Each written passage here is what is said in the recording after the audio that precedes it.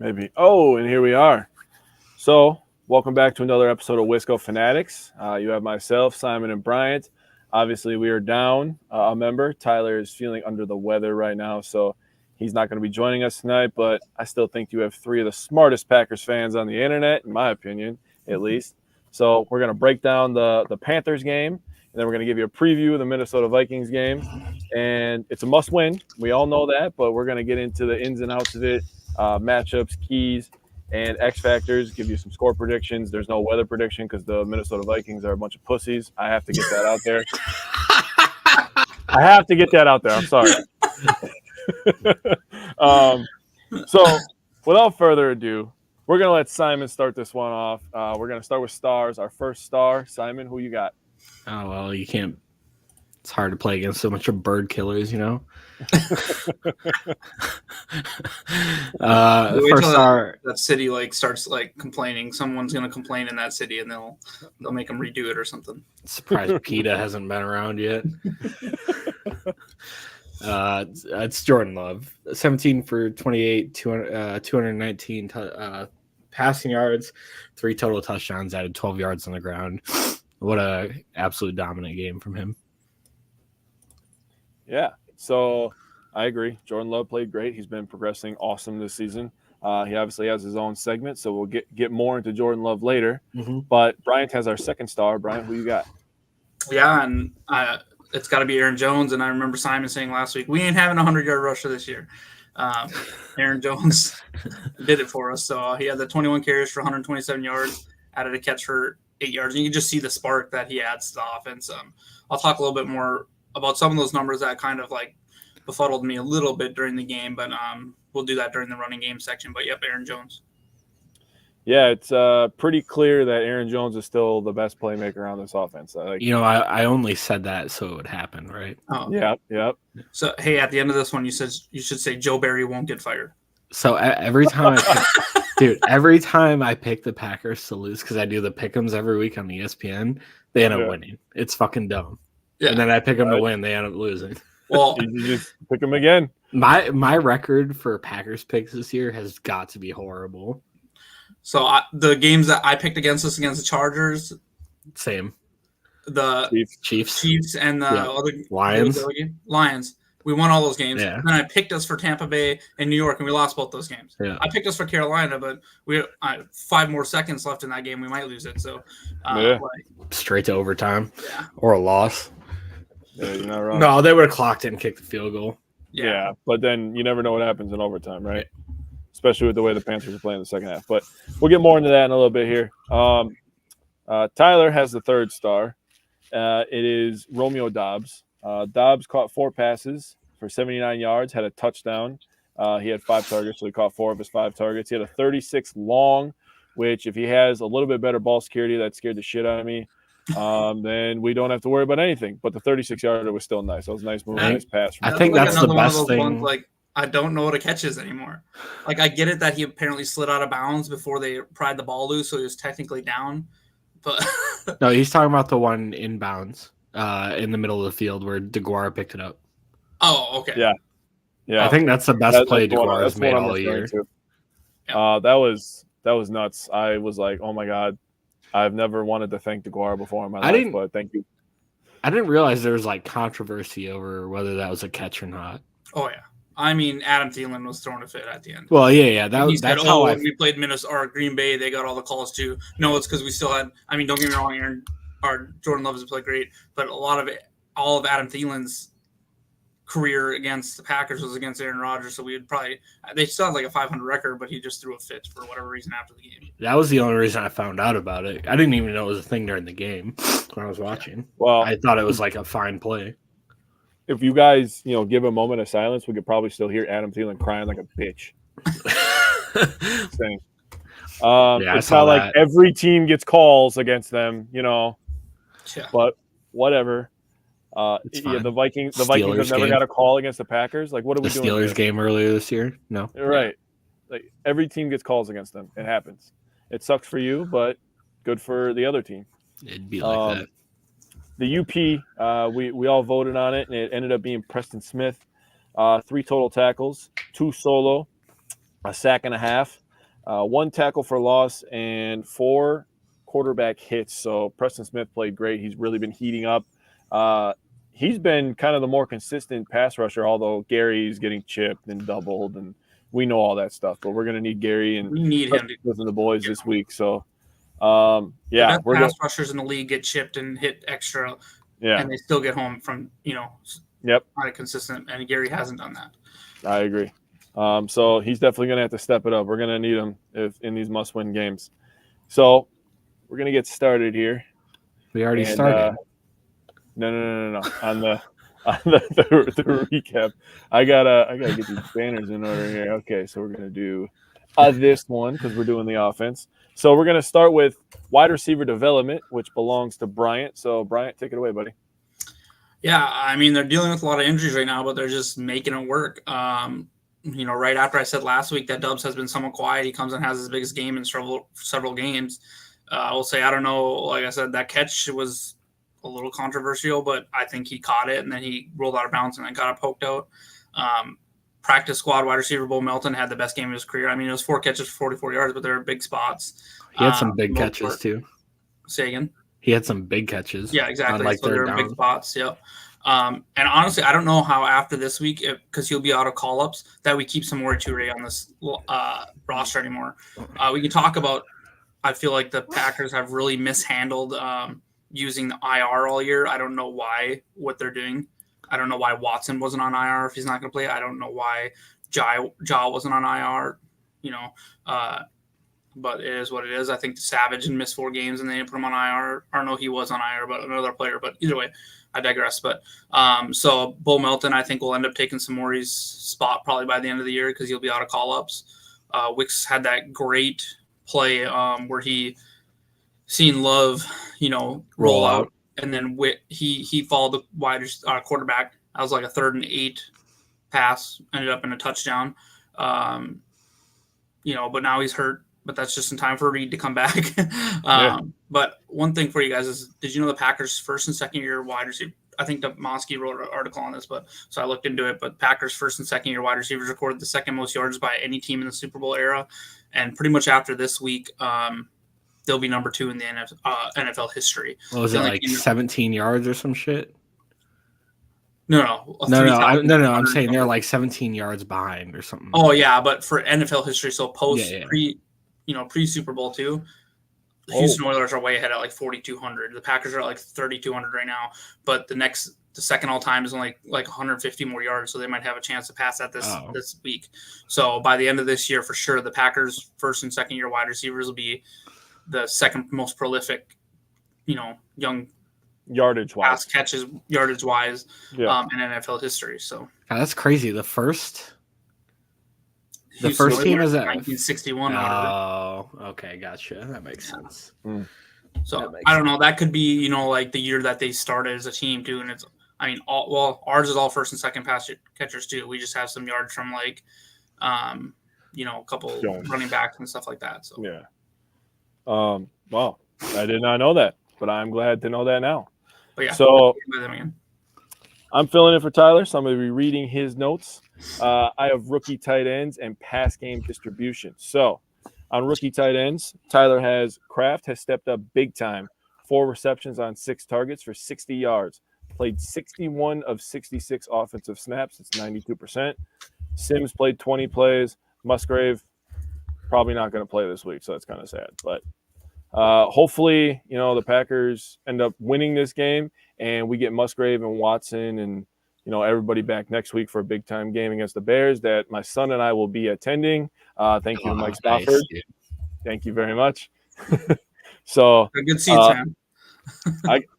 I want it to happen so bad because last year I brought my son to his first game, and it was the game against the Lions, the last game of the year. Rodgers' last game as a Packer, obviously, and man, that was a sucky first experience for him. I mean, some good moments, but mostly not good moments. We'll see. So this hopefully we can redo that. Yeah, we'll see. This game will say a lot. If we win this game, I think we'll be pretty fired up. But if we lose this game and we're not as fired up, that's going to be the Bears Super Bowl. You know what I mean? If they beat us, they're going to finish. Say they win this week and then they beat us next week, they finish ahead of us in the division. You know what I mean? So I think this week will determine a lot for next week. I don't know I can't remember who the Bears play, but I think they play Atlanta this week.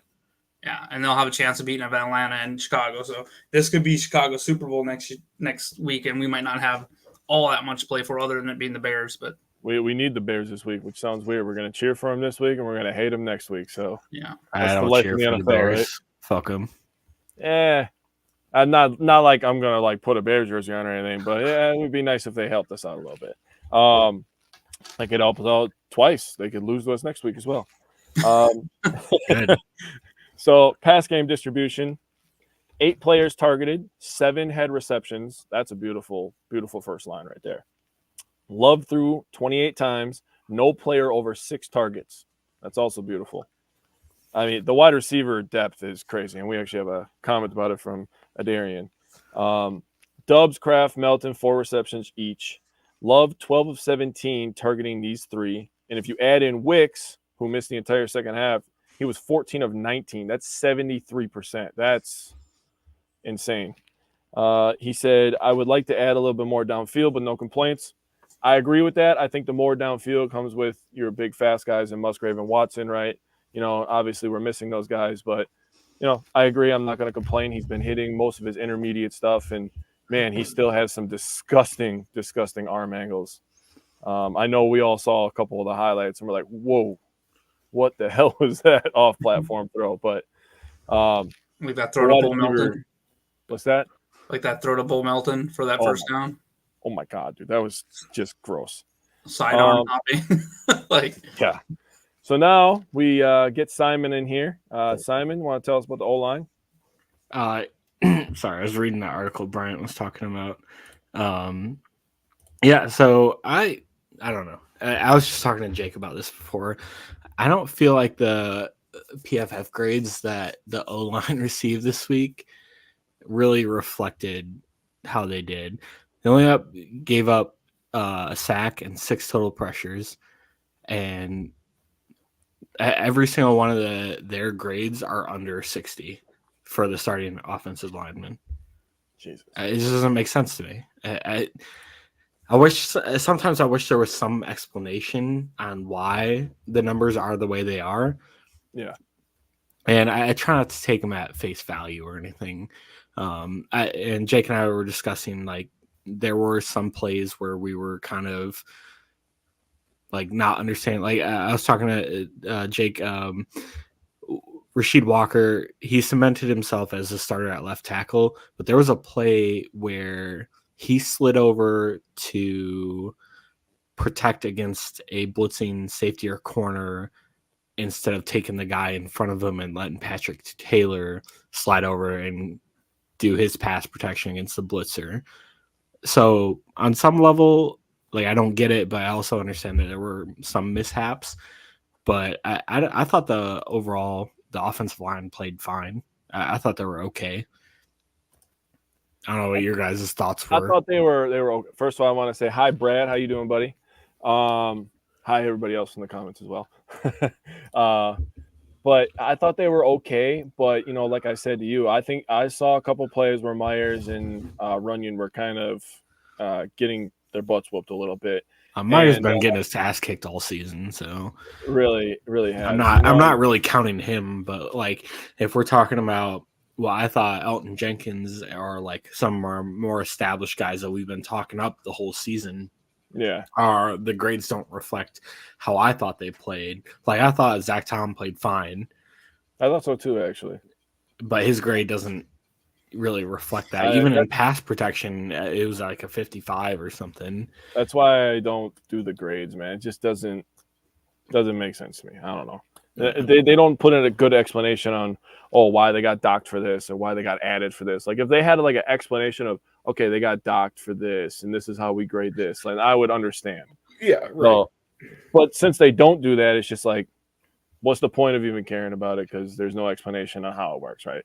So that's just, my opinion for me. But, you know, I told Tyler, and I'm fine with Rasheed Walker right now, but the Packers offense is a left tackle, a right guard, and a bell cow running dual threat running back away from being the best offense in football. Center. You can hide a center. You can get a center off. You can hide a center. You can. You could chip with the guards and stuff like Yeah, that. you can definitely get away with like a decent center, and they don't have to be all world or anything Yeah. like that. I agree. Bill, also, I know it's right there. I feel like Rasheed, and I said this last week too, is Rasheed Walker has been playing a way better second half of the season, and minus that play I just talked about, Yeah. he's in my opinion at least given himself a shot at starting left tackle next year. Yeah, he can compete for it 100%. Yeah, compete. That's He the can word I was compete for looking it. for. So we're gonna move on to the running game, and that's Bryant. So Bryant, you want to tell us about the running game? Yeah, like I said, they started out the game like super strong. So good. Yeah, I mean, good game still by Aaron Jones is how much yards he put up and how much carries he ended up having. But it's almost like Matt LaFleur went away from the running game in the middle of the game. So Packers had 92 yards in the first quarter, but then only had 70 yards over the final three quarters. Jones had 9 carries in the first quarter, 12 throughout the rest of the game. But the big head scratcher was when Jones only had 3 carries for nearly 2 quarters. It was from the end of the first, and then he only had 3 carries until 4 minutes left in the third. So pretty much not much in the second or a lot of the third quarter. And then all of a sudden they realized towards the end of the third quarter, oh yeah, Aaron Jones is good. And they give him 4 carries and he rattles it off for 24 yards on those 4 carries. So it's not like the Panthers were completely shutting the run game down. Right. It's just Taylor and Dillon weren't productive at all. They carried the ball 10 times for 16 yards. I mean, Dillon had the touchdown, great. But really, like, I was kind of head scratching why they went away from Aaron Jones again. Like, I don't know. I get it that 21 carries is a lot for him, but he looked fresh the entire game. Let the dude carry us into the playoffs.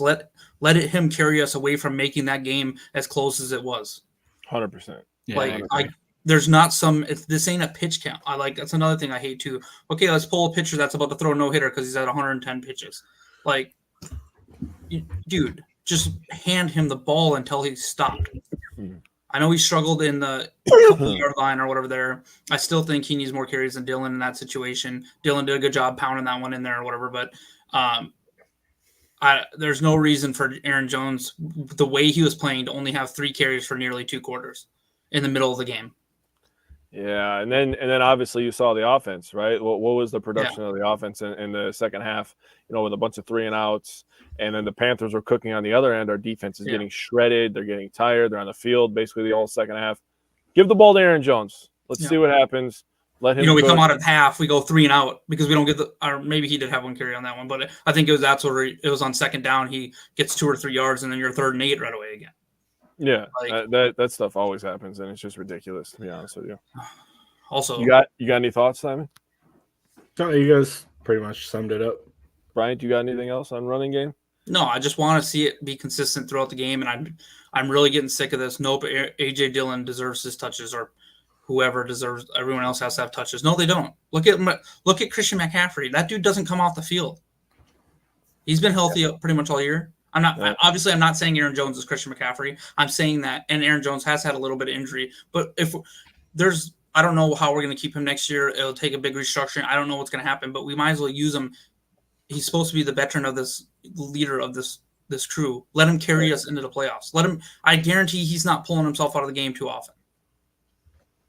Right. So this is kind of the example I'm going to use is, I was watching the Bucks and Cavaliers game earlier in the first, and before this, I was watching the whole first half, and the Cavaliers have a player on their team named Jarrett Allen. He's not an all-star. He's not an all-NBA player, but I'm going to tell you right now, he was cooking. He started 9 of 9. It didn't matter that he wasn't the best player on the team or he wasn't the star. They continued to go through him because he was the hot hand. And I think that's what you're trying to say with Aaron Jones. Yeah, if he's running good, give him the ball. Yeah, and to Tyler's point, yes, A.J. Dillon has shown that he deserves carries. But in those 7 carries, if he's only getting 12 yards or after a few he's not doing anything, and Aaron Jones is exploding right now, then I don't care about A.J. Dillon's feelings right now. We're trying to make it to the playoffs. You know what I mean? Just give the ball to Jones.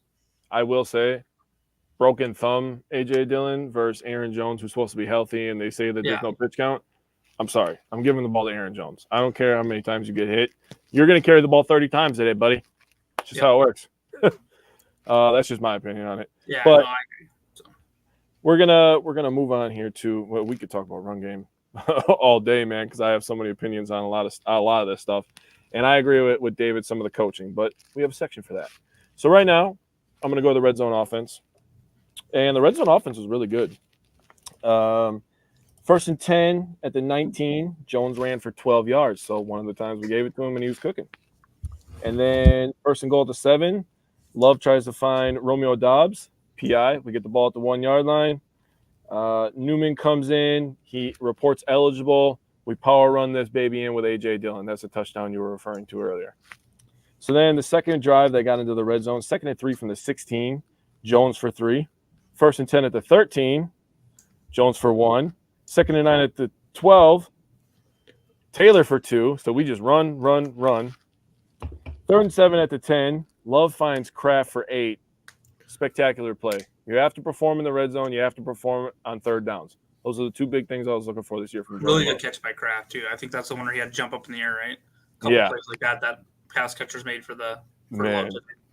I thought, and not to dig into this because we're going to get there, but I thought that was this is what Jordan Love's got really good at, too, is he because they had a blitzer on that play, too, and he came off the left side, and as soon as Tucker Kraft turned around, that ball was in his hands. Like Jordan Love, his anticipation is going to get major fucking kudos from me this week. Yeah. Well, Brad, I'll tell you right now, he doesn't get called out more because everybody's focused on Joe Barry. So once Joe Barry's gone, and if the defense is, I'll say more in a more stable situation, I don't know how to word it correctly, but if they're holding up their end of the bargain and LaFleur is still kind of making some of these bonehead calls, in my opinion, you'll see him start getting called out more. But right now, it's all about Joe Barry. I'll say, Brad, if you've been here the last couple of weeks, I have kind of called him out on this. Some of this is on him for sure. So I think the fan base in general he's been called. If you mean he's been like Matt LaFleur needs to be called out more by like the GM and it's just national news media, then I mean I haven't seen much of that, but like the fan base in general has done its fair share. Yeah, do you see the people we're talking? No offense to anybody, but like, come on. Do you see some? I mean, I've said it too, though. I feel like Matt LaFleur needs to take some blame for hiring Barry, and this is the defense he wants to run, and it's not working, so they need to make a change. We'll see if he's willing to do that this offseason. If he's not willing to do that, if you bring someone in that's going to run the exact same thing as Barry, then guess whose ass it's going to be next year? It's going to be Matt LaFleur's. Yep. What was the contract? He signed a contract last year. I don't think the details were ever. He signed a 3 or 4 year extension. No, was it? Yeah. Matt LaFleur? I thought you were going to say something else. Never mind. Yeah. All right, well, go look that up so we can confirm. I'm going to finish red zone real quick. I didn't see the details of it. So we get after the catch, get a first down. We get first and goal at the 2. Jones goes for 1. 2nd and goal at the 1. Jones goes for no gain. 3rd and goal at the 1 yard line. Jordan Love rush touchdown. So immediately right away, we're 2 for 2, 2 touchdowns in the red zone. That's great. So then we get to the third drive, 2nd and 6 at the 17, Jones for 4. 3rd and 2 at the 13, Jones for 6. So now he has 10 yards already from the 17 to the 7. 1st and goal at the 7, Dillon for 1. 2nd goal at the 6, Dillon for 1. So if you see a theme here, Matt LaFleur was trying to pound the rock in the red zone especially. And 3rd and goal, Love finds Romeo Dobbs for a touchdown. We're cooking with gas right now. So we're 3 for 3 in the red zone. Last drive that made to the red zone, 1st and 10 at the 13. Jones for -3. We have 2nd and 13 at the 16. Taylor for 1. 3rd and long, 3rd and 12 at the 15. Taylor for 1 yard again. And Carlson ended up kicking a 32-yarder that turned out to be the game winner. At that point, we were kind of just trying to run some clock, in my opinion, so kind of what the play calling insinuated. But we had 3 touchdowns on 3rd downs in this game. It's the perfect segue because I'm going to go to 3rd downs now. 3 touchdowns on 3rd downs, and 2 of them came in the red zone. So just absolutely masterful job by Jordan Love in this offense. So on 3rd downs, Green Bay was 8 of 14 overall. That's 57%. That's just we take those.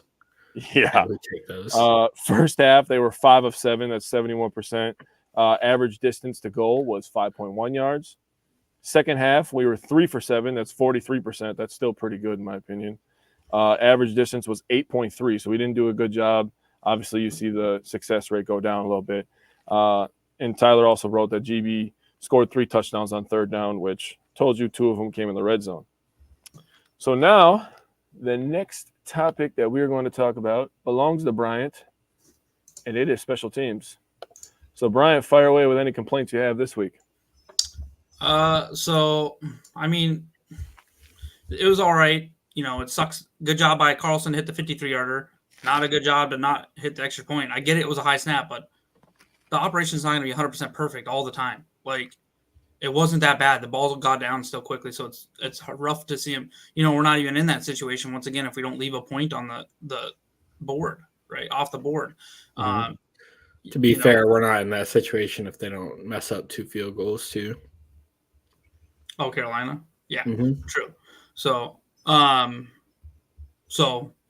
but, you know, I get your point, Simon, but for me, it's like we have to make our plays. If they mess up, then that's where they get hurt. Yeah, no, I'm not debating that at all.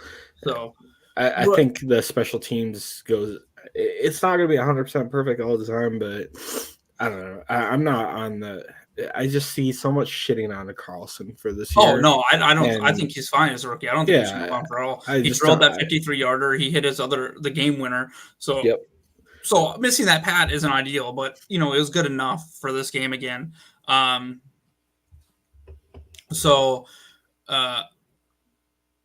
also noticed that he does – the one thing I'm like, what the heck, is he doesn't seem to have the leg – he might be doing it on purpose, but it's like he doesn't have the leg to kick it out of the end zone. I was going to say that too, because I looked something up. The Packers are actually last in touchbacks this year. Yeah.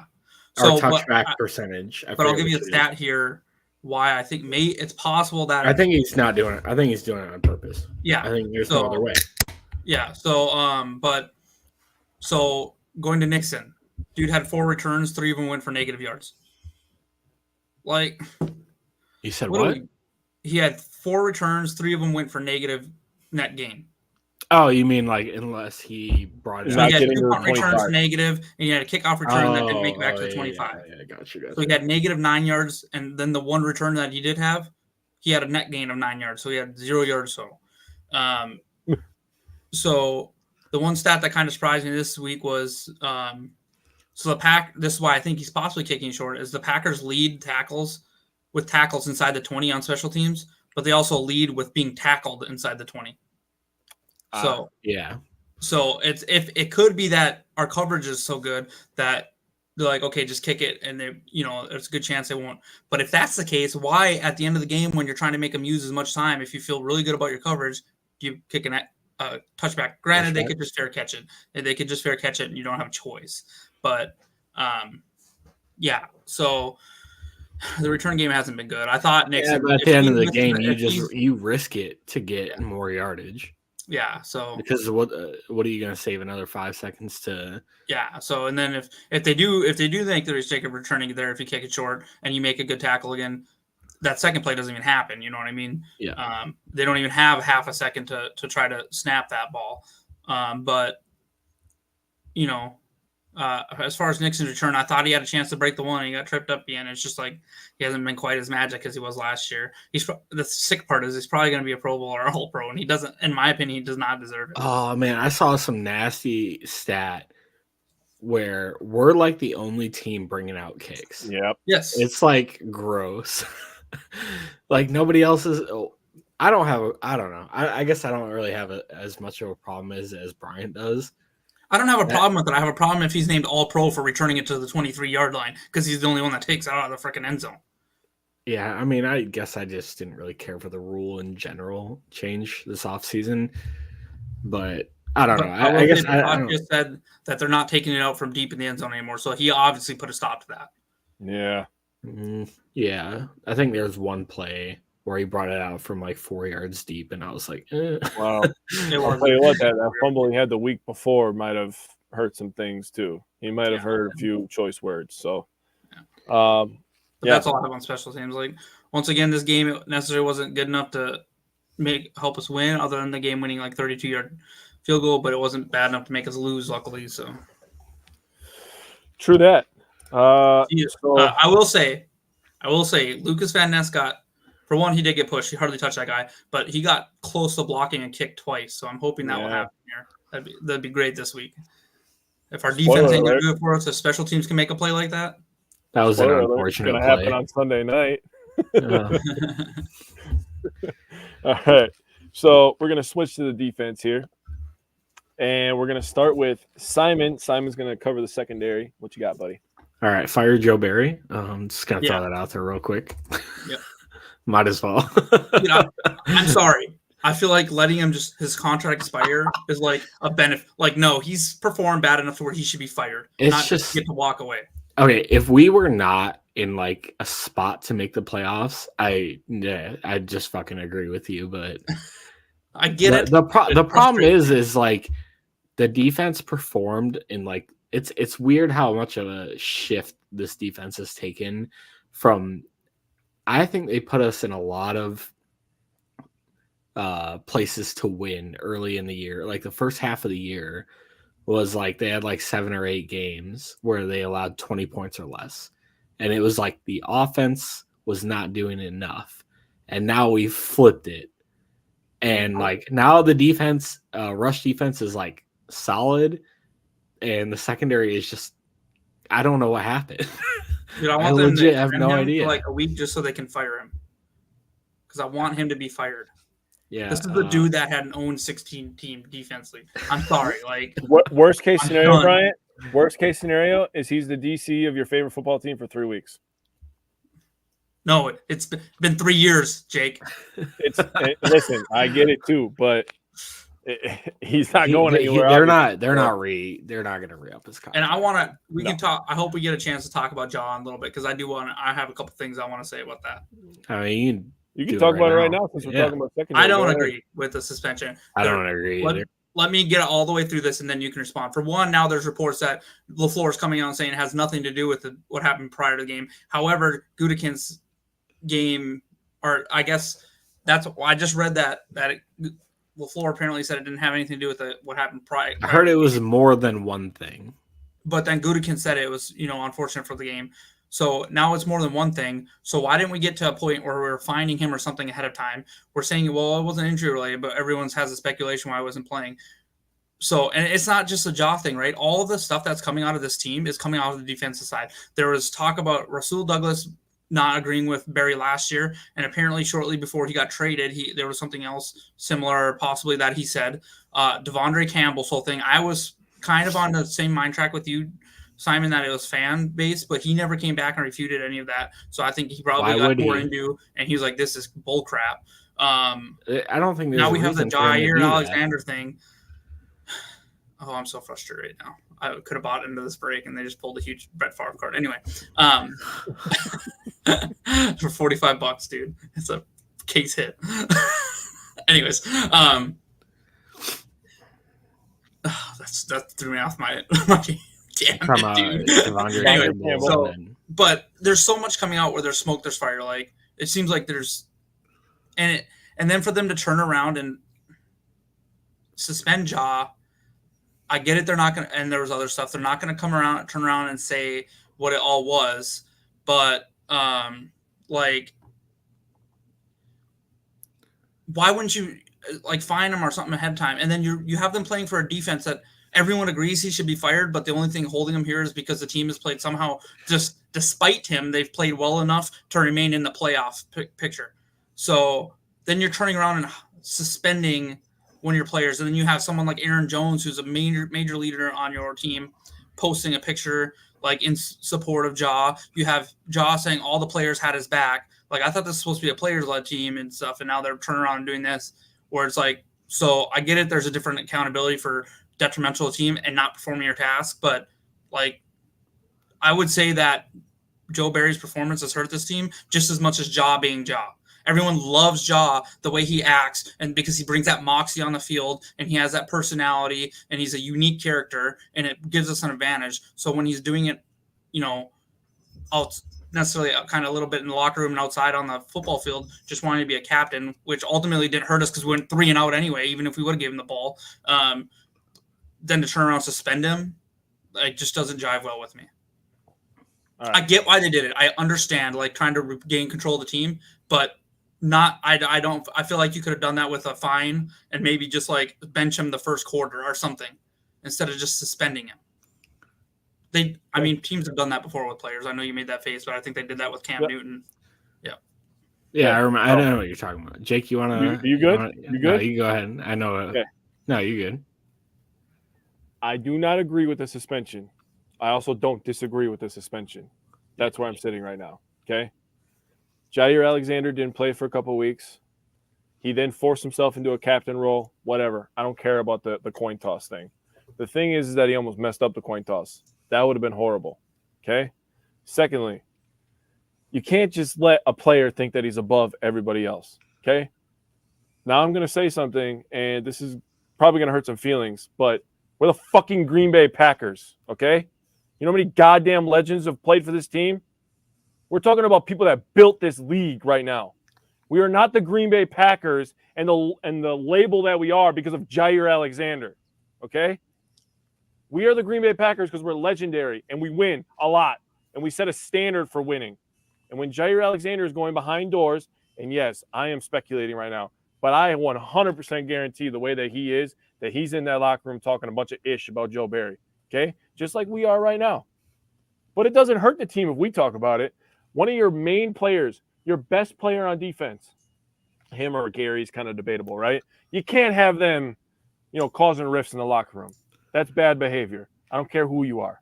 Okay? They let Aaron Rodgers get away with saying a bunch of shit because he's one of the best quarterbacks of all time. Would you call Jair one of the best corners of all time? No. I have a hard time calling him top 5 after this year, to be completely honest with you. I have a hard time calling him top 10 after this year. Yeah. I mean, he's been injured. That contract. And maybe they're angling for the contract thing because they can say, well, you're detrimental to the team and you can give back some of your signing bonus. He doesn't have much guaranteed left. I don't know if they're angling for that, but to me, like, with players supporting him and then for them to turn around and suspend him for not arguably the biggest game we have, this game and next game of the season to try to we've all talked about it. We're not delusional. We don't think this team is winning the Super Bowl, but I think for them to make it to the playoffs and get that experience would be big, all of like 2009 with Aaron Rodgers. To turn around and do that, I just really don't feel like it was a good decision. One last thing I'm going to say. First of all, I do agree with Brad that some of this does belong to Matt LaFleur. LaFleur is in a situation right now where he's got to pull his fucking boots up, tighten his boots, pull his pants up. He's got to show that I'm not your friend, okay?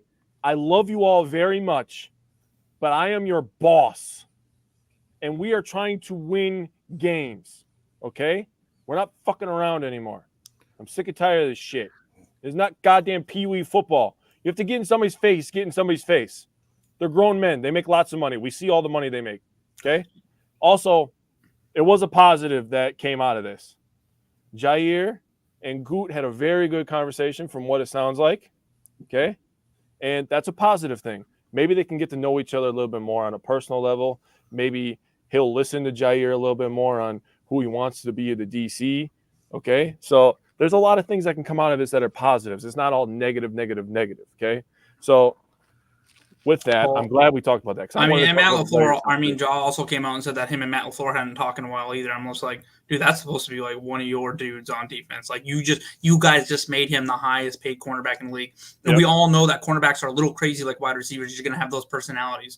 Like, I think it was mismanaged in a big part. I feel like Matt LaFleur is just, to a degree, I get it that Jaw is responsible for his actions, but I feel like Matt LaFleur has a good part of this blame to go with Jaw because he probably let it go for a while too. Yeah, but then we're also talking about setting a precedent too, right? Yeah, it's the same thing at any job. If anyone acts out of line, you start setting a precedent, and maybe there wasn't that precedent set at the time, so they let it go on. Maybe we're all speculating here. Who knows what actually fucking happened, right? At the end of the day, from the presser that I've seen with Matt LaFleur, it sounds like everything seems pretty good going forward, and they expect Ja to be part of this team going forward in the next few years. His contract goes on, And it sounds like it's going to be the end of it. Who actually knows? Because human personalities and stuff, and going in the off season, things can very much change with the way the team wants to go forward. But I mean, who knows? I get the idea of you need to make a statement, but making a statement where it might hurt this team more than what it actually benefits with the statement at this point in the season. Could this have been something like we talked to him fine, and then we address this during the offseason and say, hey, we've let some of this go. It's not going to happen anymore. I just feel like the timing was a little rough. Okay, listen. I know that we're focusing on this season right now, but what did we come into this year talking about? Youngest roster in the NFL, right? So you also have to look at the next couple years and set an example for these next couple years for these young guys who are going to blossom into superstars and turn really good, and we're going to draft guys. And you have to set, the standard for them too. It's not just about this year. We were never even supposed to be in the playoffs this year. And yes, it's amazing that we have an opportunity, even with all the games that we've blown early in the year on the road. We've talked about it plenty of times, the Pittsburghs, the Denvers, the Vegases, right? But you have to set the standard for the next couple of years as well. Yeah, I get what you're saying. For us fans, it wasn't about this year, but I guarantee there's some players on that team that this might be their last years for the Packers, and maybe for them it is about this year. And I'm talking about leaders like Aaron Jones, and I know David Bakhtiari's not playing, but other people like that are big personalities in the locker room. So I get what you're saying. I don't necessarily disagree with the suspension. I feel like they could have handled it, maybe done a fine or something ahead of time, but I just don't agree with the handling leading up to the suspension. I agree with you. But two things. One, if there are these great leaders in there in the locker room, they're seeing the stuff that Ja's doing, why not speak up to him in the locker room then? Two, how do we not know that the conversation between, Goot and Alexander was, here, we're either going to give you this big giant fine or you're going to miss a game. And he chose to miss a game. We don't know that. Yeah. It's all speculation, in my opinion. I said that to Tyler as well about the fine stuff because, everybody was obviously going crazy about it. I mean, they were talking about it on Pat McAfee and stuff like that. So I just think that there's just too much that we don't know. It's the problem with formulating opinions. Yeah. And you know what? It is what it is. It happened. We're going to be missing him this game. Hopefully, he learned, whatever lesson he's supposed to learn. I don't know. Maybe he learned his lesson. We get him back for Week 18 against the Bears with a chance to go to the playoffs. So, yeah. And he gets a pick 6. Let's go. Yeah. Shit. Hey, could happen against Justin Fields. I'm gonna go to rush defense. We skipped the whole secondary because we talked about Jair. Yeah, I know. Right? Wait, you have more on secondary? Oh yeah. Okay, go ahead. Sorry. I didn't really say anything. Kind of just spilled into the Jair thing. Sorry. Yeah. So obviously it was a rough outing. The secondary themselves allowed 18 for 25 or 231 and 2 touchdowns. Stokes got burned for both those touchdowns, and they had 81 yards after the catch. It was tough. The only forced incompletion today was by Jonathan Owens. Oh my God. Yeah, it was a tough day for the secondary. Wow. Well, hopefully better against Hall. Let's just say that. So I'm going to go to the rush defense now, and then I'm going to let Simon take over for another couple segments. But rush defense, excuse me, they had 25 carries for 96 yards and 2 touchdowns. Chuba Hubbard, great name. Still love that guy's name. Chuba, not Chuba. Chuba. I don't care. Fucking hubba lubba. Hubba lubba bubba double bubble. I don't know. 16 for 43 and a touchdown. That's only a 2.7 yard average. That's not great. Packers defense actually looked pretty solid there. They had a wide receiver with a long ass name that I'm not even gonna say. He had a rush touchdown. two carries. Smith Marset. Yeah, whatever the hell his name is. Bryce Young, 4 for 17, and Miles Sanders, 3 for 3. What the hell happened to Miles Sanders? He was literally carried by the Eagles' offensive line last year. That is crazy. Facts. But yeah, really didn't really give up that many big plays. I thought they controlled it very well, and they didn't have to run the ball because they were passing the ball on us. That's how I feel. So Simon's going to take over for a couple segments. He's going to talk about tackling and the defensive line. So take it away, Simon. Tackling was okay. 8 missed tackles total. not the best, not the worst. Mhm. Anthony Johnson had 3 missed tackles himself. Yikes. Other than that, yeah, yikes. And 2 of those were in coverage. So He's just to rip everybody's head off. That's why. he tries to get laid out in the fucking wood on him. Anything else you guys want to address? No, you can go right to D-line. All right, D-line. I already talked about rush defense. I thought the D-line played pretty damn solid. I thought they plugged a lot of holes and allowed the other guys to make those tackles up front. The running backs themselves, 46 yards on 19 carries. We take that all day. Mm-hmm. Yeah, I mean, wide receiver, jet motions, quarterback runs, or whatever. But we'll take that all day from the running backs. As far as rushing the passer, Carl Brooks had a couple pressures and a hit on the QB. Devontae Wyatt had a pressure, and Kenny Clark had 3 pressures and 1 hit on the QB. Yeah, so I'm going to cover pass rush and then pass it up to Bryant. But pass rush, sacks, Preston Smith had 1.5. The other half goes to Walker. That's his first half or sack or whatever the hell you want to call it this year. So good job by him. Preston Smith is up to 8 this year. So very good. Hits on the quarterback, Van Ness, Gary, and Preston Smith. They all had 2 each. Van Ness is up to 5 hits on the quarterback. Gary and Smith are up to 11. That's tied for first on the team. Wyatt, Brooks, and Clark all had 1. Wyatt and Brooks have 3, and Clark has 7.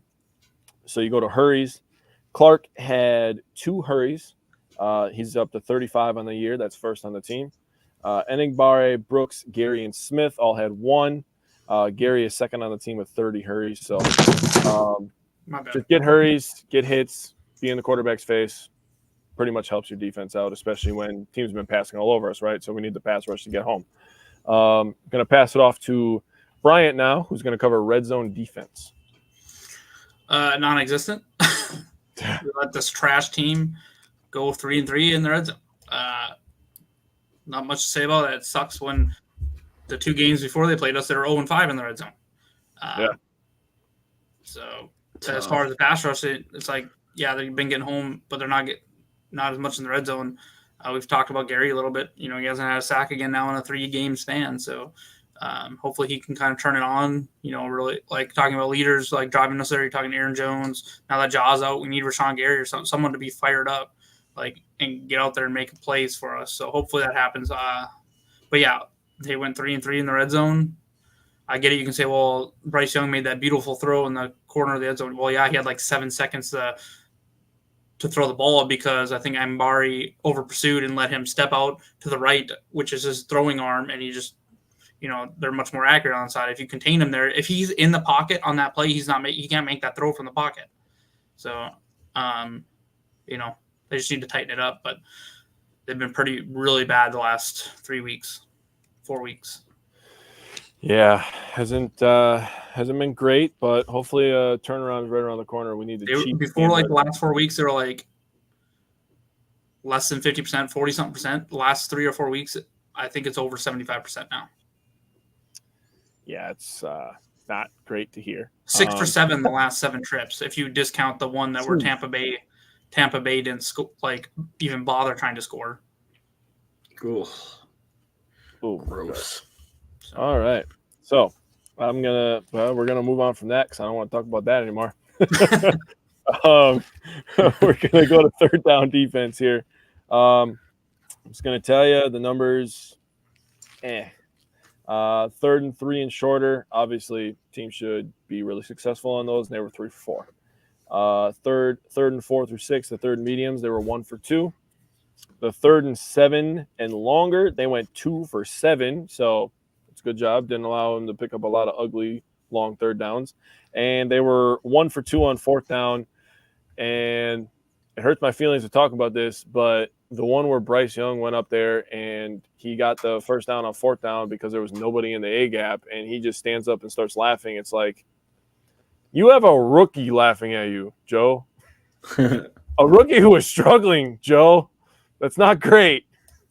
But overall, they went 6 of 13. That doesn't feel good to talk about. So that sucks. So now we're going to move on because I don't want to talk about that anymore either. And we're going to move on to coaching and time of possession. So Tyler wrote this. This is on Matt LaFleur. He wrote, better challenge this week than last week. If the challenge was 1, Carolina is moved back to 4th and 12 at very edge of field goal range instead of 1st and goal. I don't disagree with that. DC, he wanted to talk about what he wants in the next DC, and this is what he wrote. I want one that can teach our outside linebackers about keeping contained on the weak side. 55 and 52 have struggled over pursuing. We need a better way of maintaining leads. We know the defense is struggling, but offense going 3 and out twice in a row had them on the field a ton. I agree with that. I said that earlier. So then on time of possession, Tyler wrote Carolina. I think he meant 31-21, and Green Bay 28-39. Carolina had longer drives. It does give me confidence GB can score quickly. I don't disagree with that. Do you guys have anything on the coaching or time? It was like we got to 30 and 16. They're like, okay, play soft zone and let them get right back into the game. They changed what they're doing. So I don't know. I think we need a complete rebuild, tear down, and scheme change. But that's just. Yeah, we definitely need a scheme change. I'll agree with that. It'll just go back to me saying LaFleur needs to get out of his comfort zone. But yeah, I agree with Tyler. Well, you got Simon? You got anything on coaching? Nope. No bugs on coaching. Okay. So now I don't know if we have a banner for this. We do not. But we are going to talk about Jordan Love.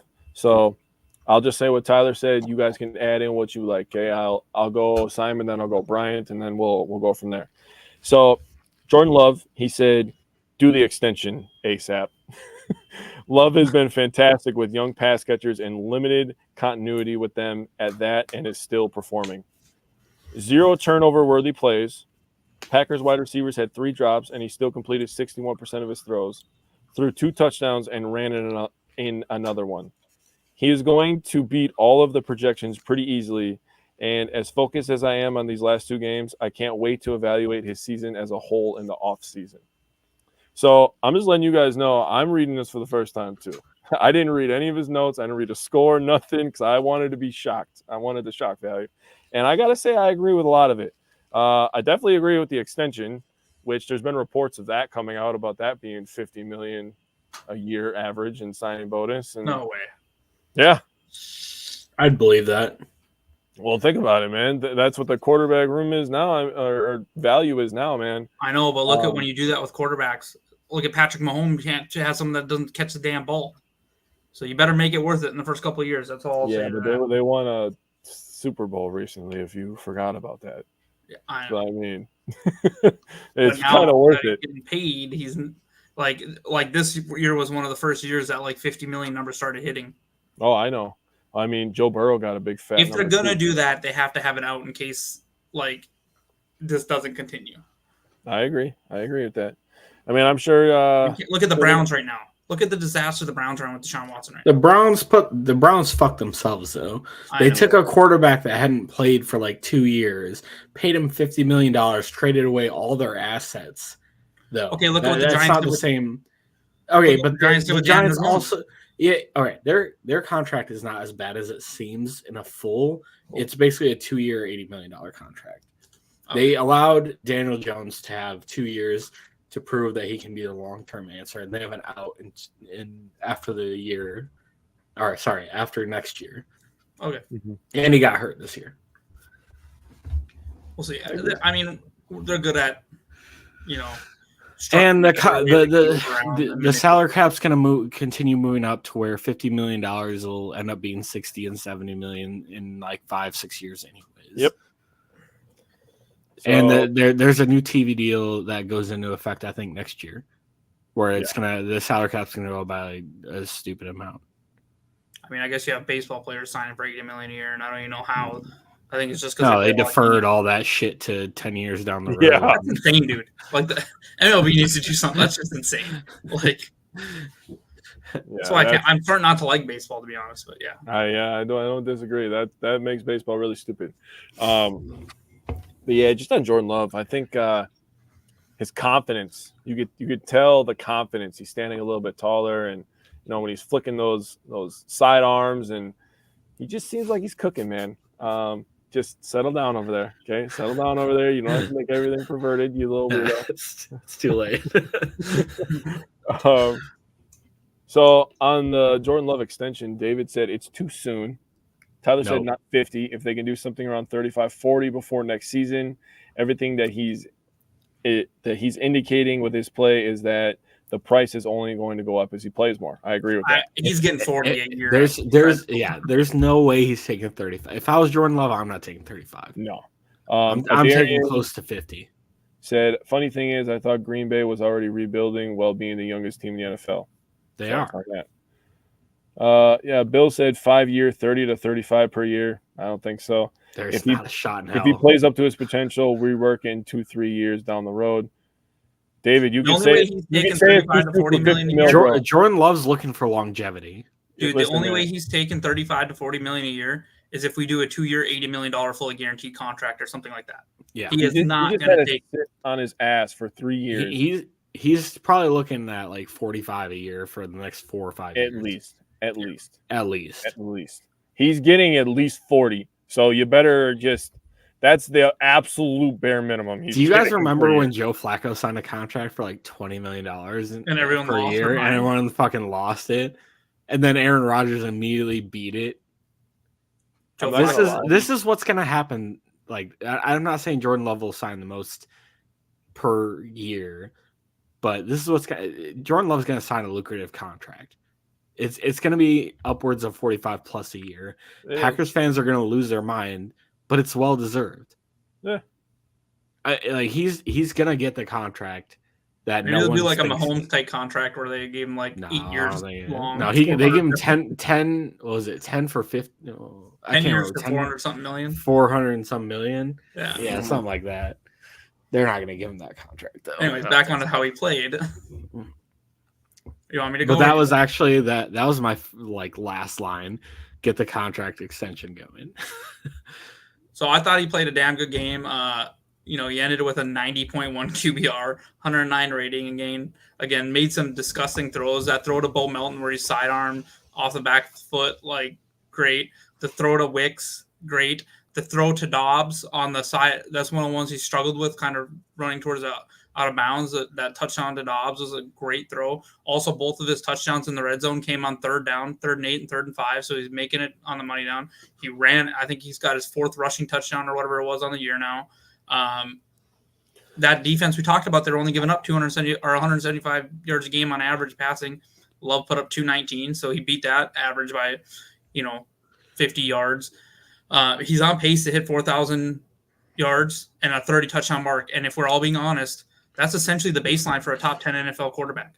He is playing like a top 10 NFL quarterback. Maybe his rating won't be there, but a lot of that has to do, don't look at his rating because you know why his rating is so low? It's because his completion percentage is so low at the beginning of the season.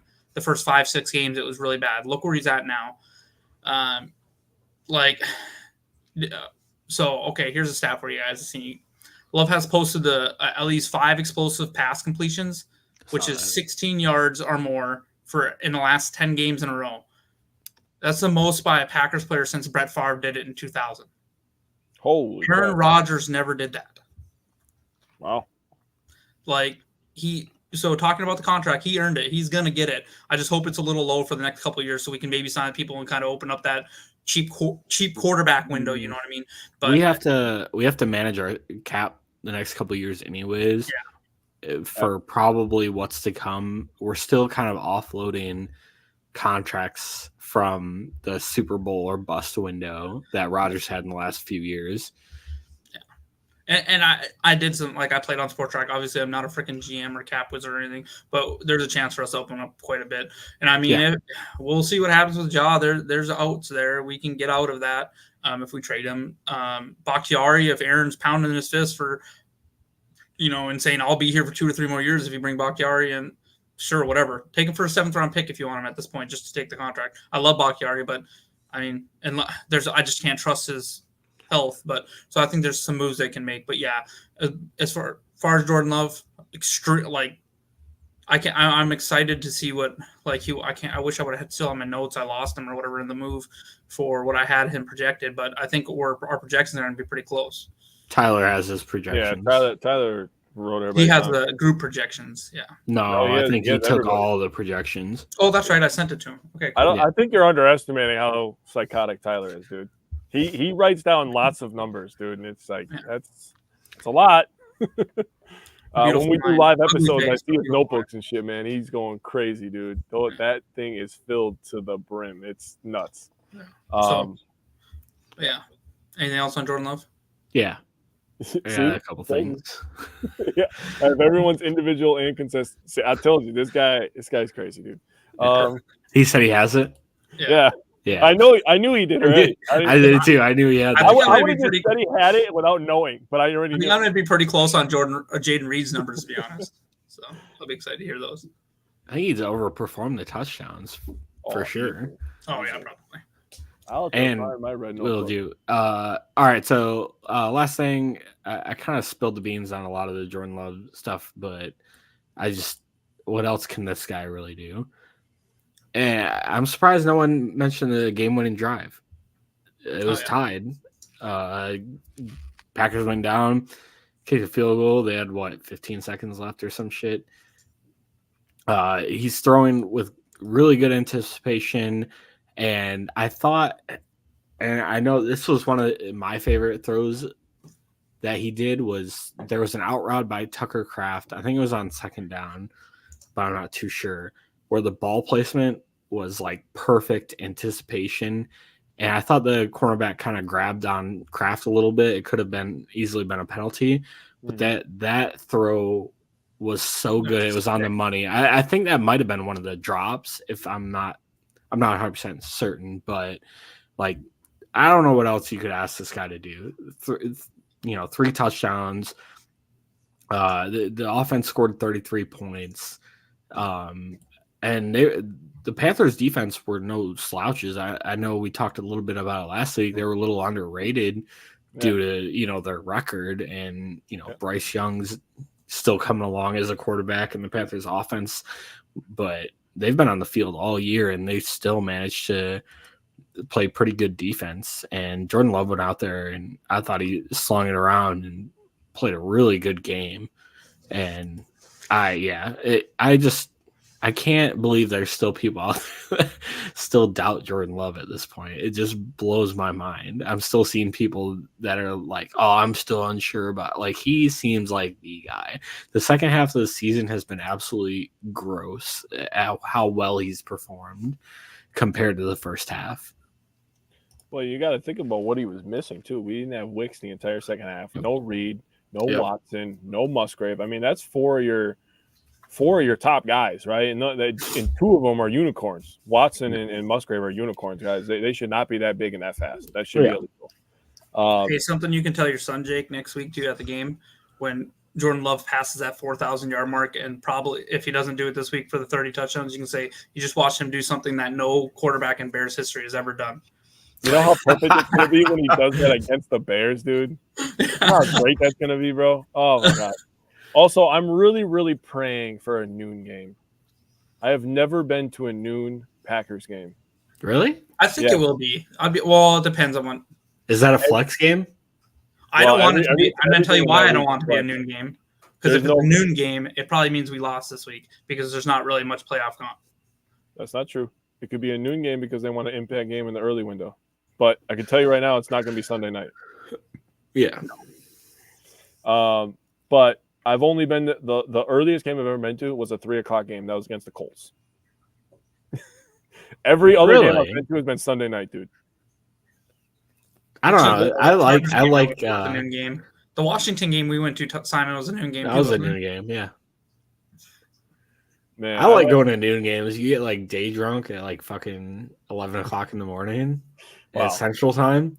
I won't be because I'll be with my son. But yeah, but you can still have a couple, you know. Yeah, maybe. I'm not a That's parent, but well, anyways, let's move on before we get into this bullshit here. So we're gonna go Packers at Vikings. We're gonna start with the offense. So I'm gonna start with you, Bryant. Start us off on offense, man. What do you got? So I say we need to be aggressive because I do think we'll need to score 30 points again to win this game, to be honest, 100% honest. Not going to be a walk in the park against the defense. They are 10th in points per game allowed. They do allow a decent amount of passes, yards per game for 25, but they're the worst in the NFL at completion percentage. They allow 70% completion percentage. Ooh. So, and that's more than a percent worse than next. So, what I said was, but they can sack the quarterback, but DJ Wanham is a big loss for them. He had 8 sacks on the year. He's out for the year now. They have picked off the ball 11 times, so they'll go after the ball. I know Murphy is out this game too. I don't know. I haven't looked much at who their starting quarterbacks were or anything. I don't know. I don't think he was starting for them though, but he's probably like a third cornerback. I think he was a nickel, dude. Yeah, so they're really strong against the run though. They only allow 3.7 yards per carry. So Green Bay is going to have to run the ball to keep them honest. I need Matt LaFleur to stick with Aaron Jones because we've seen Aaron Jones burn this Vikings team before. But I think Jordan Love's going to have to be really effective in that 8 to 12 yard range. That's going to kind of be a sweet spot. It's huge that Jaden Reed's coming back for that sweet spot. And I think they'll need to do long sustained drives, which I think they'll have a good chance at because of that high completion percentage that they allow. I think he's going to be able to, work middle of the field a little bit and hopefully keep the stick moving. This could be one of those games that turns into because our defense is showing that they can't get off the field either. So I think we want to sustain some drives, and this could be one of those games that there's drives come at a premium and you need to score on them. So I think we just need to sustain the drives, and Jordan Love will need to kind of pick them apart a little bit. Yeah. So what do you got, Simon? What are you looking for the Packers offense versus Vikings defense? Bryant said a lot of it that I actually had written down. I think Harrison Phillips is the guy to look against the run. He's been pretty solid for them in the middle of that defense. I think Tom and Walker will have their hands full with Danielle Hunter.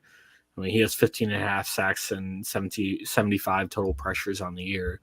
So he's definitely a guy that you have to look for. Josh Metellus is kind of the guy who's their do-it-all safety player who, I don't know, he's been kind of all over the field. He has 25 pressures and 38 stops. And the Vikings blitz at a higher percent of any team all year at 49.1%. And Jordan Love's the most blitzed NFL quarterback all year.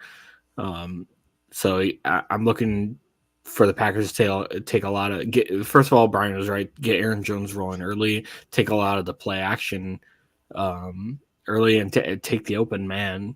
There's going to be a lot of early open guys. Let them choose the soft spots in those zones and get them rolling down the field.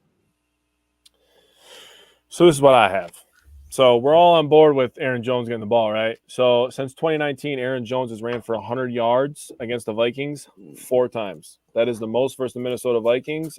As the second most versus the Minnesota Vikings, you guys know who has the most 100-yard gains versus the Vikings since 2019? A former Packer, Devontae Adams. So we used to really beat the shit out of the Vikings. The Green Bay Packers are 14-1 when Aaron Jones gets 20-plus touches. Give him the ball, okay? It's pretty simple. Last thing I'm going to talk about with the Vikings defense is their numbers look pretty good, but they've given up 57 points, in their last 2 games total. In the previous 4 games before that, they only gave up 49 points. So the defense might be slipping a little bit, losing a big-time pass rusher hurts. They just elevated Anthony Barr today. So Anthony Barr is on the Vikings, and is Joe Flacco elite? I don't know what year it is anymore, but I feel like an old man. 2012. So we're going to move on to the defense here. Brian, what are you looking for for the Packers defense versus the Minnesota offense. This should be a good conversation. Not having Jaws a little problematic, especially because Jordan Addison's probably going to play. When the suspension originally came out, I was like, well, at least, not that I want injury or whatever, but I was like, I feel terrible for TJ Hawkinson for one. One of my favorite tight ends to ever to watch, or in the NFL right now. But I was like, okay, I knew Jordan Addison's wasn't super serious, but I was like, okay, he's probably going to miss this game. That's going to help us when we really have to focus on Justin Jefferson, which apparently we're not doing because my floor basically said we can't just double team him. I'm like, oh boy. But so start him in all your daily fantasy games. I put Justin Jefferson in every spot I could anyway, but that's problematic not having Ja. I'll say despite their quarterback troubles, Minnesota is still a top 10 offense moving the ball. But however, they don't always convert it, right? Okay, so they move the ball about 350 yards a game, but they're actually bottom 3 in scoring. So we need to try to hold them to that because they're going to move the ball against us. Their strength is throwing the ball. So that, like I said, that's concerning. They have thrown 16 interceptions, so hopefully maybe we can get our hands on one. It's been like a month since we intercepted a pass again. They give up some sacks, about 2.5 per game. So hopefully, someone can get home with that. I will say this: don't sleep on Jaren Hall. He was 8 for 10 for 101 yards before the injury. This year, when he was playing in college, he had 52 touchdowns, only turned the ball over 11 times. And one thing that it's going to come and bite us if we don't contain is he had 2 seasons where he ran for 300 yards in college. So if we let him loose, he's going to run. I was honestly hoping that they started Mullins because Jaren Hall is a little bit more of an unknown. I get it, he's a rookie, but Mullins, at least we had some tape on. And he's going to turn the ball over. But my last line, I just put, I'm sure that exactly that's why Simon was because I was hoping you'd turn the ball over. But we don't know if Hall's going to do that or not, and he didn't do it much in college. But I just put that out. I'm sure Vikings fans will feel like they have the next coming of Josh Allen after this game because we've shown consistently that we let quarterbacks who are now benched 2 weeks later just go off on us. So hopefully we can come up with a couple plays and our offense shows up. But I just really don't have any faith in the defense, to be honest. So that's fair. Simon, you got any faith? Hopefully a little more than Brian does. Vikings average 3.9 yards per rush, and they've allowed 39 sacks this year. Their wide receiver room is so gross. Jordan Addison's really hit it off this year, and he's looked a lot better than I thought he would. Obviously, Justin Jefferson's all pro, and I wouldn't sleep on KJ Osborne either. Their 1, 2, 3 wide receivers are probably going to hurt us a little bit this year. Their offensive line is first in pass pro and 9th in run blocking according to PFF. And if we don't, one way or another, someone has to support someone. I'm hoping the pass rush ends up supporting the secondary better than we think it has. They have to get to Jaren Hall. I'm hoping we rattle the rookie QB a little early, and not allow any long routes down the field. Yeah, I was looking at that earlier. Like if it wasn't for injuries, the Vikings might have finished with 3 receivers over 1,000 yards. Well, including TJ, but Addison, JJ and TJ. Yeah. So Tyler said the same thing about TJ Hawkinson. He said, shout out to TJ Hawkinson. Yeah. It sucks to see him hurt, but no Packer fan should be saying anything bad about it. I agree with that. No. We don't cheer for injuries. We just hope for speedy recoveries for everybody. Because at the end of the day, when they take your uniform off, they're still people. So this is what I have on the offense. You see their ranks, right? And you have to take your brain out of the mindset that they don't have Kirk Cousins. And when you look at that pass, you think Kirk Cousins was having a really good year because Kirk Cousins is actually better than people say. He would probably be an MVP favorite if he was still playing and he was playing at the pace he was. And they were winning a lot of games, so who knows what would have happened if he would have stayed healthy. Well, they started to change their season, I should say. I was say they started 0-3. Yeah, they started really bad, but then they were starting to flip, so that could have been a reason for him to win MVP, right? But then you look at their rush yards; they're averaging 93.1 yards per game on the ground, and I think that's going to be a little bit different this week. think you were looking at my notes there, Brian, when you were talking about Hall's rushing ability, because overall in college, he had 181 carries for 796 yards and 9 touchdowns. So he's definitely a dual threat guy. So we're going to have to watch that. I've watched us get burned by dual threat quarterbacks before. And Tyler mentioned it earlier, 55 and 52. You guys are going to have to, really, you can go back to the tape of DeVito, right? And DeVito, he showed a little bit of quickness, but he was just gaining yards when they were giving it to him. And that's what Hall, I think, is going to try to do. So you look at that tape, you say, this is what not to do, and then we go figure it out, right? And obviously the Vikings have better weapons on the outside than the Giants, so it's going to be a little bit different, but you have to contain the quarterback, in my opinion. So as we get through that, we are going to move on to matchups we are watching. I'm going to let Simon start this one. So, Simon, what's a matchup you're watching? Yeah, it's just I feel like Brian said, Wanham going down kind of hurts them a little bit, and really their only pass rusher on the team that's left is Danielle Hunter, and he's kind of played left and right side a little bit. So I'm kind of looking at tackles versus Danielle Hunter. Okay, I like that. Bryant, what do you got? What's a matchup you're watching? I put Jaden Reed versus the Vikings secondary. With the high completion percentage they allowed, Reed made, he's going to find a lot of space in that sweet zone that I talked about with Jordan Love, the 8 to 12 yard mark. I feel like this could be a game where Jordan Reed gets targeted 8 to 10 times. Jordan Reed, huh? Jordan to Reed 8 to 10 times there. I knew what you meant. I like it. We're all going to have different ones. So I'm going to read Tyler's first. Tyler said Rashawn Gary versus Christian Darrisaw. A good matchup that if it goes our way could wreck the game. I agree with that. And I wrote down, Tyler and I are hoping for the pass rush. I wrote down Kenny Clark versus the Vikings interior O-line. Kenny Clark has 8 career sacks versus Minnesota. That is his most versus any team. So if he can collapse the pocket in the middle, Rashawn Gary can, come around the edge and get the Hall a little bit. I think we'll go back to Simon's point. We'll rattle the rookie a little bit early, and that'll be a good thing for us. So now, we got a new comment here. What was said here? Adarian said, I'm watching our secondary versus Justin Jefferson since that's the matchup many people are worried about. And that's fair. That's the low-hanging fruit, and I wanted to pick something a little different. Yeah, if we can't – you guys are right with the pass rush. If we can't get after him and we go into this zone again, Jordan Addison and Justin Jefferson will tear us apart. Yeah. They'll find the spots in the zone. Yeah. Justin Jefferson might go for 182 yards again. Might go for 282 yards if we give him time, to be honest with you. A little Julio Jones action. Having flashbacks. Just don't bring that up. That game was so disgusting. Oh, that was bad. We're just going to move on. Sorry I brought that up. We're going to go on to X Factors. I'm going to let Bryant start this one. So, Bryant, what's your X Factor for Packers? I just put Jordan Love. I feel like he's already the veteran leader of this team. Can he basically put the team again on his back and find a way to put up probably the likely 28 to 30 points that's going to take to win this game without his full arsenal of weapons again? I like it. Simon, what's your X Factor? Safeties. It's just going to be so imperative that we just don't allow anything absolutely disgusting down the field.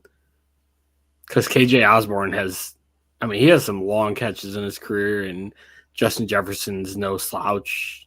That's a dumb statement. But he also can go down the field a little bit. But it's going to be imperative on safeties. Yeah, fuck. All 3 of the guys. Yeah.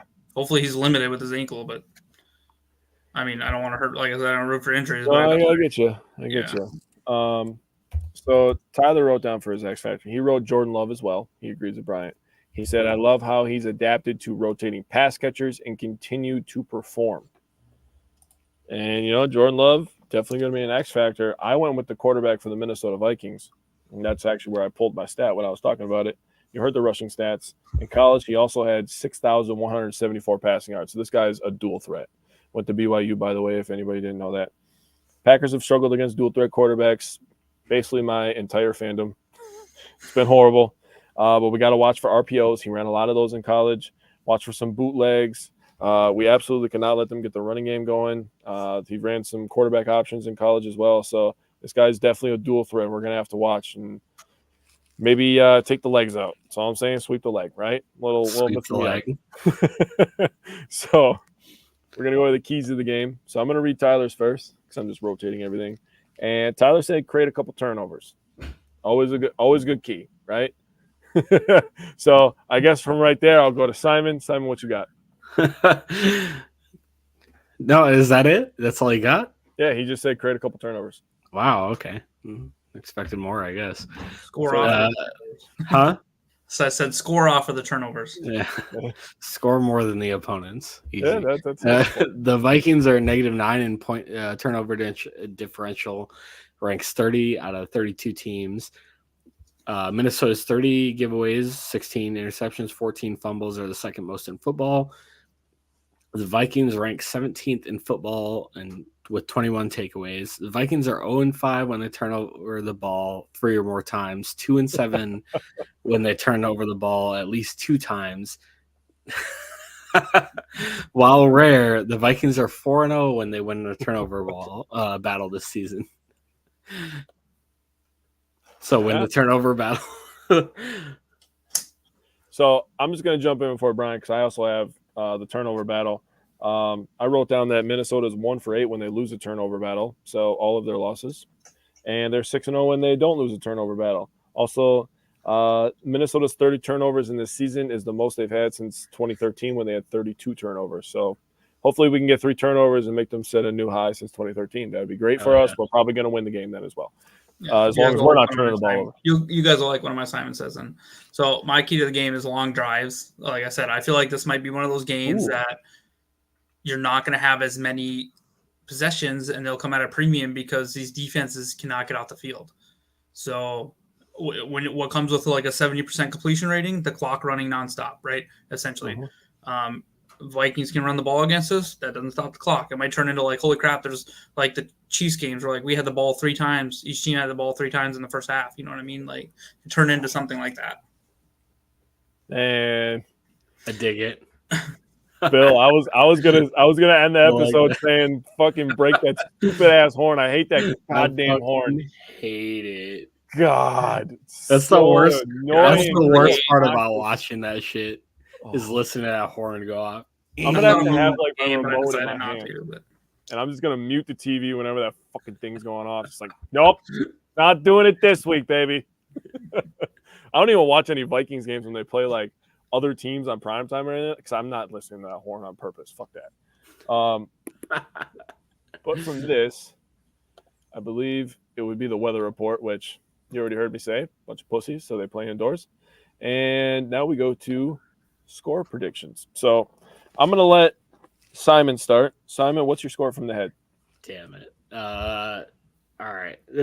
I don't know. This is hard for me. I hate. All right. So just pick the Vikings so we win. No. I mean, shit, maybe. It's just such a tough environment to play in. But division opponents, we whooped them last year in their place. If I'm not mistaken, I think that was in their house. No, it was in Green Bay. Was it in Green Bay? I thought it was. They beat us week 1 when Watson dropped that ball, and they whooped us. Yep. That's right. It was. You're right. Well, we only lost 24-3. They didn't really kick us that bad. That's an ass whooping. I don't care what anyone says. I mean, we just lost Monday. So. All right. Division opponent. God. Packers desperation 23-21. 23-21 Green Bay? Yeah. Okay. So, Brian, what do you got for a score prediction from the head? I have the Vikings winning 28-27. Oh, my God. I will kill you if that happens. So, Tyler has Green Bay winning 27-21. And I don't know. I might be crazy, bro. Yeah, I have Green Bay winning 27-19. I have us holding them under 20. I don't know. I might be crazy, but we'll see. So, Simon, what's your score prediction from the heart? 27-24. 27-24. Okay. Bryant, what's your score prediction from the heart? Packers 28, Vikings 27. I almost did the same thing. I like it. So I'm just going to say this. If we lose, our playoff chances are 2%. Yep. If we win, our playoff chances are 62%. There's a lot on the line. It's basically win or stay home, right? So, with that being said, Tyler's score prediction from the heart is 30-17 Green Bay, and we were I very love close that. on this. I wrote down 34-17 Green Bay. We go in there and make a statement and whoop some ass. That'd be nice. So I'm going to read a couple comments here first. Tyler said, I support Jake's message. And he also said, fuck Brian scores. Why? Because I'd be raging the entire game. Yeah, right. Yeah, mostly. So Bill wrote down head 31-28 Minnesota with last second field goal. Hart 34-30 Green Bay with last minute touchdown. I much prefer your Hart prediction. I'll just say that. Not trying to deal with that stress, Tyler says. Yeah, I agree with that. So last but not least, the greatest segment that this show has, in my opinion, the Simon Says. And we have the Simon here today to grade these. So, Brian, why don't you give me? Let's start. We talked about defense a lot, so we'll keep it on defense. We'll end with offense, I think. So let's start on defense. So my defensive one is the Packers get 4 sacks, an interception, and a fumble recovery. Oh, what do you say? The part that gets me is the 4 sacks. Oh. I mean, that's bold. How many times have the Packers had 4 sacks this year? Several, I'm sure. Probably like twice, Handful. 3 times maybe. I was gonna say probably not that many. Probably 2-3 times. Doesn't Gary have like 3 sack games by himself or 2 3 sack games, something like that? That'd be something interesting I have to look at. Probably not. I mean, that's a lot. Good. You told Probably me no not. Aaron Jones last Probably week. not. Okay. Well, I'll say this is mine. This is only Stokes and Owens, okay? Eric Stokes and Jonathan Owens combined to force 3 turnovers. Could be fumbles, could be interceptions. Wait, can you say that again? Stokes and Owens combined for 3 turnovers forced. No. No? Not a fucking chance. I tried to be optimistic. And That's weird. number one this week. I love the optimism, but not a fucking chance. That's fair. I hope if it happens, I'll shit myself on the show. We don't want to do that, but that would be hilarious. Do you have one? I have one for the offense. Okay. So why don't you start the offense? The Packers allow 0 sacks. Oh, well, that'd be I can nice. see that. I'm not gonna lie, I can see it. I don't think it's too outrageous, but I don't think we've had it happen all year. Yeah. Doesn't happen a lot, but Packers only We allow definitely 29 had sacks. a 0 sack game. I can promise you that. oh, they have. I know that. I can almost guarantee that the Saints didn't get a sack on us, did they? We've had a couple games where we didn't allow a sack, I'm pretty sure. Yeah. look Nice at to be some back stuff. with you guys for once. Bill, it is really nice to have you back too, man. Missed you. Glad you're feeling better. What's yours on offense, Bryant? So Jordan Love puts the team on the back again, accounts for 300 total yards and 3 touchdowns. I'm in. Fucking count me in. Wow, I like it. So I had 2 and I was debating. But I don't know which one I want to do. Which one should I do? A or B? Pick A or B. A or B. B. B. B it is. Okay, Jordan Love it is. So Jordan Love needs 251 yards and 1 touchdown. We were talking about it earlier to be better than any Bears quarterback ever. I think he's going to have exactly 251 yards and 1 touchdown. He's only gonna have 1 touchdown. Well, I think we're gonna run the ball this game, to be completely honest with you, but because we're gonna try to shorten the game because our defense is not very good. I mean, having only 1 touchdown is pretty bold. I think he's gonna have more than that. When's the last time Jordan Love only accounted for 1 touchdown? That's a good question. I do not have the answer to on air, so I apologize. The only one I can think of is Vegas. I don't think he had. No, He didn't throw a touchdown against Vegas. Yeah, he didn't throw a 3 touchdown. interceptions. Yep. Did he have one on the ground? What about Denver? Maybe. No, he had 2. I think. He had 2 touchdowns. I'd have to go through his. I want to go through his game logs now. So if Bryant has any more stuff to say about Jair Alexander, Yeah, Jordan Love had 2 touchdowns. He had 1 to Dobbs and 1 to Jaden Reed. All I'm going to say is it's going to be a nightmare if Justin Jefferson goes for like 200 yards because it's just going to be like even more foolish that we spend a jaw. Like, as much as we can agree with it, the national media is going to have a hate day with it. Yeah. Also, the last time he had 1 touchdown was versus the Giants. Okay. Yeah, you're right. That was the last time. Rush one in? Last game on the road, too. Nope. No, he didn't rush one in. You're right.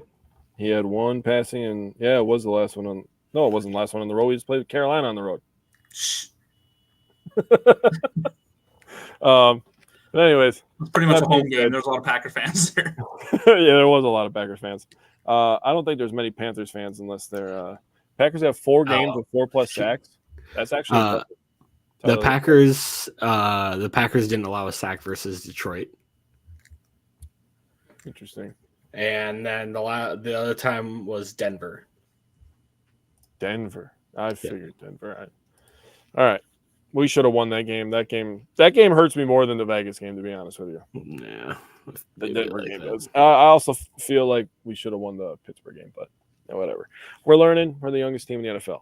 So with that, I want to say thank you to everybody who came and watched. Thank you everybody who came and commented. Thank you, Simon and Bryant. Really? You guys get some great Christmases. I hope you guys have a great New Year. Make sure to lift your left foot up, everybody, at midnight, so you start the new year off on the right foot. There's your dad joke of the week for you. You're standing on your right foot. You're welcome. But that being said, I'm go going to Packers. on my third leg. You should have stopped this show 5 minutes ago. No. Just gonna balance. Packers have 5 games with 0 sacks allowed. That's actually impressive. Didn't know that. Wait, what? Tyler said the Packers have 5 games with 0 sacks allowed. I might be looking at the wrong thing. Hold on. You might be. I don't think that's true. Yeah, just gonna start rambling now. So we're gonna end the show now. Thank you to everybody who showed up, and glad the Bucks won. Hopefully we can get another Packers win. Happy New Year to you as well. All right, take care.